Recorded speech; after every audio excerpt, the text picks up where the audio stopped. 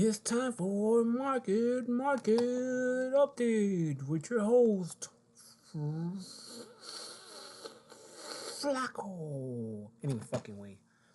All right, people. So let's get to it. Let me take this shit off. Make it simple. So earlier this morning, I was talking about how Ethereum needed to hold this 12-hour candle box right here. There's three candle box in a 12-hour candle time frame. That's why I call it 12-hour candle, three candle box. So I said that this 12-hour candle needed to hold inside the box to still be active. And even though it broke the box, the next box should be getting back in it within the next 8 hours if it broke it, to then still be active or whatnot. But that'll be especially closing a 12-hour candle, an 8-hour candle below it. It'll be some sort of signal for drawdown, withdraw.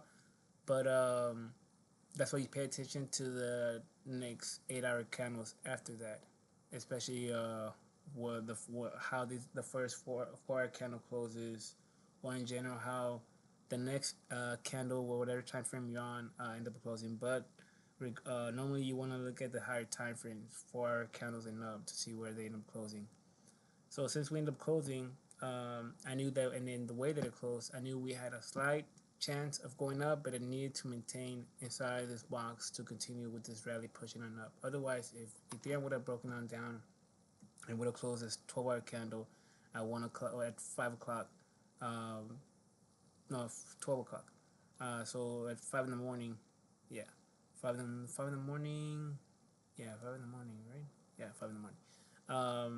And then that way the next hours could proceed to one and go and keep up or whatnot. I mentioned then, let me go to 4 candles. I ended up boxing that 12-hour candle box. That way, on the small time frames, I know where it's at. So that's why I end up doing this. This is your 3 monthly resistance that we end up closing. So these are your last actual strong resistance. Like if you look at the bigger picture, this is really what you want to pass to tell you, hey, we're gonna. Like it's telling you, hey, we are ready to blast off. We're ready to continue with this rally or whatnot. It's the last resistance. We haven't had a chance to pass this resistance since 2021. So this is really, really, really, really, really, really big. The fact that it's right on it, sticking right on it, on the end of the weekend, that's what you want. Because you want this week to end up either closing in between these two, or obviously above these two. To really be bullish, you want it to be up. But either way, both are either bullish. Closing in here is very bullish. Closing right by here is very bullish. Anything by here is very bullish. What you didn't want is for us to for all of a sudden to drop and be down here and closing the week down here. And I'll tell you that something really bad happened. But if we're gonna see it tied against here, that means the market's still good. Nothing really crazy where tariffs and all that shit has really happened besides where we left off. And hopefully tomorrow we get some sort of relief by Trump tweeting, just had a talk with Europe and China, and we came up with some grills. We might, some fucking shit like that, and the market's gonna, oh, thank God he fucking cleared that out. Now we can focus on actual data and earnings. We got earnings. Check that out. But the real important ones, I think they start off. They're gonna really move the market. It's gonna be on Wednesday. Tuesday, the Fed Powell talks. So Monday we don't got no data, so the market's just gonna be a day ventilating this last weekend, pretty much, and catching up with the weekend. That's what Monday's gonna be at. Taking all that out, all the weekend out, all the weekend data, news, all the bullshit. And then as we get to Monday night, then you're gonna start seeing some sort of more rally towards the upside as they now focus towards Powell. And after Powell stops talking, and that day closes Tuesday night, you're gonna see how the market is really gonna anticipate the earnings, because you're gonna have your Google, your Tesla, and all that shit be coming around that time, I believe. Anyways, so you can see right there, it's right by the resistance. Remember that it's important where these candles close, especially 12-hour candles. The fact that right here, the fact that a 12-hour candle closes at 5 in the morning, The fact also what you really gotta pay attention to is the last four these last 8 hour candles right here. It's gonna be from 9 o'clock to 5 p.m. I believe so. Let me check. Actually, it's gonna close already, so it's gonna close at 1. So this one's gonna close at 1. This 8 hours is gonna close at 1, so it's gonna be very fucking important. That tells you a lot too. So this 4 candle is also important because it's your 9 to wait shit. Is it 6, 7, 8, 9, 10, 11, 12? Yeah, 1 at 1. Yeah. So your 11:45. No, your 10:45 to 11:30 is your really important area to hold or to maintain or whatnot to pay attention to. That's when the market's gonna start either acting like it's gonna go somewhere else. So look, this is the area. When I saw this on Friday, I knew that okay, we're hitting a strong resistance, and it's a weekend, close to a weekend. We're about to fucking probably dip on Friday, and then stabilize, and then pick up again, try one more time. So this is what you wanted. That's why I said that box was important to hold. That's why I like to visually see it. That way I know time wise where it's going, where it's gonna break out or whatnot, and also having my lines on the weekends over here indicate to me where the market was gonna have a hard time breaking. I told a homie yesterday, and I said in the video, I don't know if I mentioned in the video, how if we do go down, we're gonna have a hard time breaking this area here because of weekly. And then also I told you about my indicator, how we need to maintain in this green jelly right here to really continue this bullishness or whatnot. Besides that, I also said how we closed at 1 o'clock. I think it was last night or earlier when I mentioned. I think it was here. How I mentioned how your 11:45 to but it's different. So your 10:45 to 11:30. We close at 1:12. Actually, ten your 10:30 to 11:15 or 10:45 to 11:30. One of those, but in that area or whatnot. But especially getting towards your 11 o'clock, your 11:30, you want to really to fucking maintain that bullishness or whatnot. Um, Let me take this shit off right here. So here you see 10 o'clock, here we come 11, here we come 12. So see this area, and I told you this area right here, you need to shoot up above here. So by 1 o'clock, we could be up here or whatnot. No, but my bad. Right here. We should be right here by 1 o'clock, and then from there, we can fucking fight and then continue going on up or whatnot. And that's what happened. You got your 12 o'clock, 1 o'clock, we're not fucking closing here, and then from there, we got just stuck in that area, trying to pass again, and finally we went through it. What you didn't want to see is you didn't want to see this one, do the opposite to that, and all of a sudden just shoot down, and then hold and close there at 1 o'clock. That would have been bad, because then 2 and 3 and 4 would have been, and then you would have seen, because it would have been pecking it just like this, but finally actually break it. So I said that it was in order for it to show it's going to continue going up, we need to see something like this. And I also have mentioned how you're always going to see Ethereum make the first move because it's smaller, so it's more flexible, it's more movable, whatnot, and then Bitcoin will follow, whatnot. And then sometimes it's not that just because Bitcoin didn't move, the Ethereum rate didn't move, Bitcoin's gonna follow. So you know that once Ethereum finally breaks its shit and then starts actually breaking through this hard resistance, then you're actually gonna see Bitcoin do a crazy little high fucking something like this. But like all of a sudden you're gonna see this shit. Because if you also see Bitcoin, it's still hanging in this. So there's a daily trend line right here. Small one.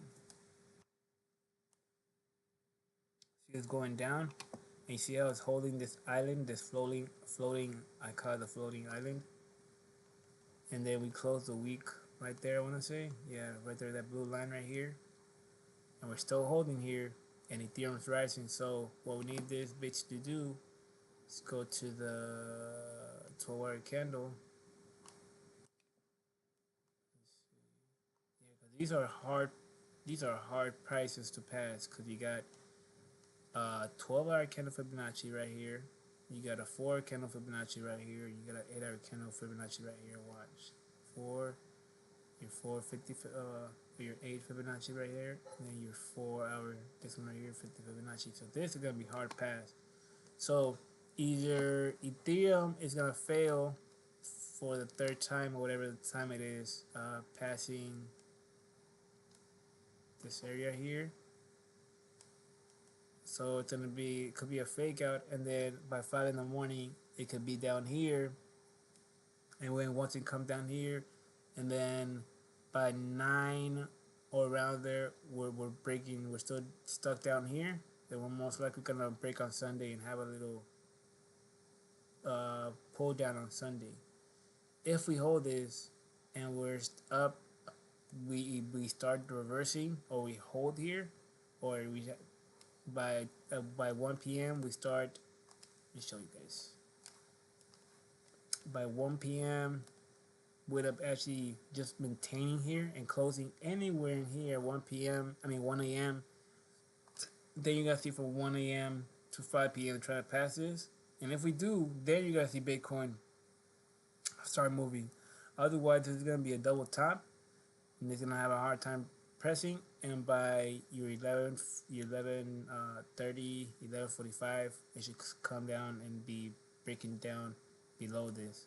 Also, this is a monthly trend line, a 3 monthly trend line coming down from right here, and that's what's trying to pass right now too. So all these signs are telling you, hey, next week, if we close right here, we're gonna keep on flying, especially if your stock data and earnings keep pushing your market up. We're gonna keep on flying, especially if the president tweets something about crypto. You best believe, and especially if they announce over the past certain bill or certain crypto bill got announced, or whatever passed, you will see the market fucking react to it. You will see Ethereum break to this fucking important resistance area that will fucking indicate to you that all season is here and the market's gonna fly and whatnot. But we also gotta be cautious because August 1st, that's when the tariff deal is supposed to. So that could fucking, a week before that or close to that, could fucking bring the market down. So it's gonna be scared, nervous of what decisions they fell off on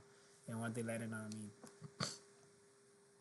So like I said, by 11:30 we should be up here.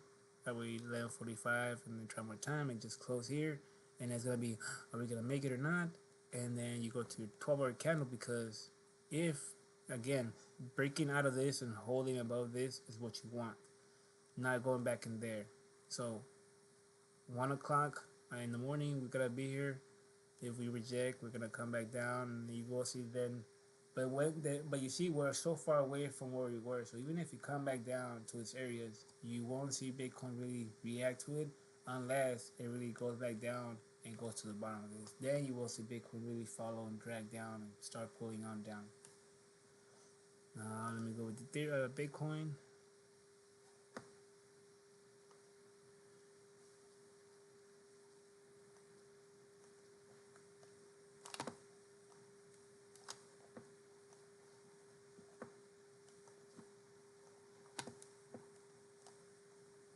You see how you're seeing now Bitcoin hold that area, and just my indicators tell me, hey, these are your targets, these are your buying area.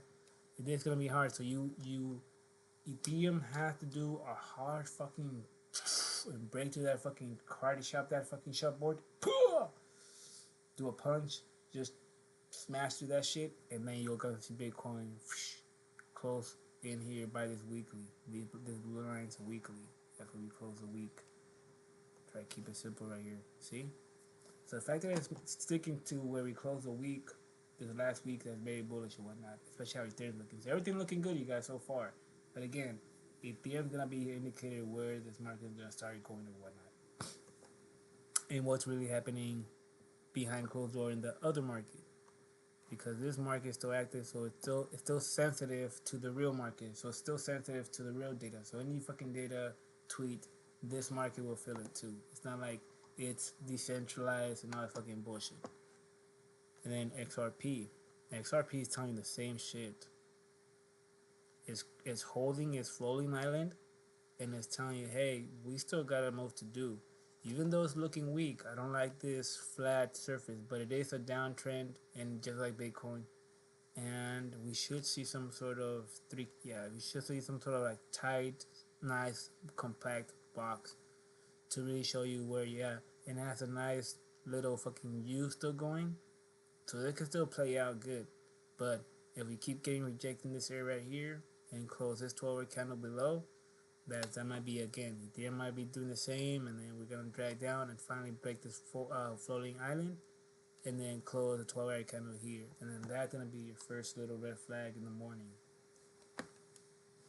All right, so that's it for you guys. What about Pepe? Pepe's gonna follow too with Ethereum. Yeah, see, even Pepe's telling you, hey, we about to shoot up, buddy. If my fucking if my mommy Ethereum keeps pumping up, I'm ready to go. See, it's right there. It's right there.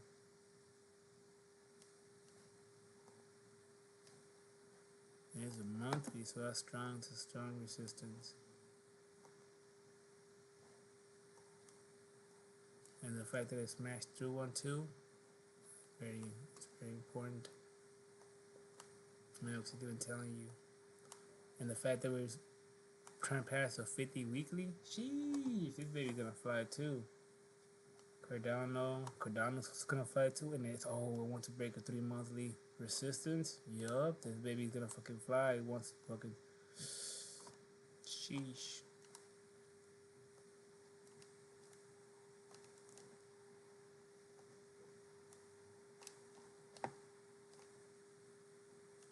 Wow, sheesh, gonna go crazy. This market's gonna go crazy if all plays out like I see it. And then finally Penguin. Penguin's looking weak, but still holding. I think it was a 12-hour kind of box. Yeah, for daily. So all this is still bullish.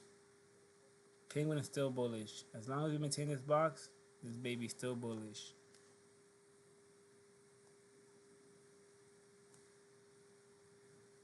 Right.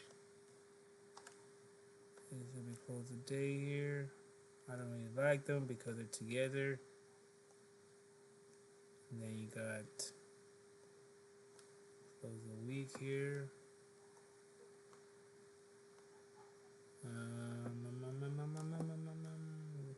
Right here. But yeah, it's looking fragile, but hopefully it holds this and we start breaking towards the upside at 1 o'clock, and then by 5 in the morning or 9 should be up here if Ethereum does push up and not fucking bullshit. And then by either by 1 o'clock or 9 we should be up here breaking this and whatnot, because that's literally 12 hours from now. But that's it for you guys. This is Brian Seacrest signing out, folks.